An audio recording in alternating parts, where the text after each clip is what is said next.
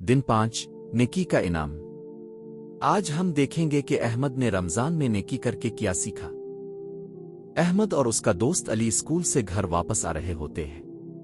रास्ते में वो देखते हैं कि एक बूढ़े आदमी का सामान गिर गया है और वो इसे उठाने की कोशिश कर रहे हैं। अहमद फौरन आगे बढ़कर बूढ़े आदमी की मदद करता है, इसका सामान उठाता है और इसे थामने में मदद देता है।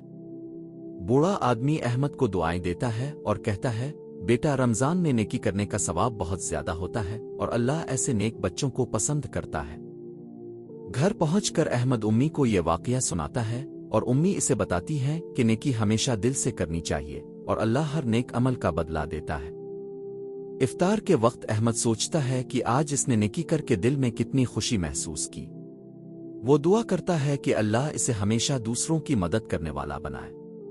अगर आपको पसंद आई तो लाइक, शेयर और सब्सक्राइब करना ना भूलें।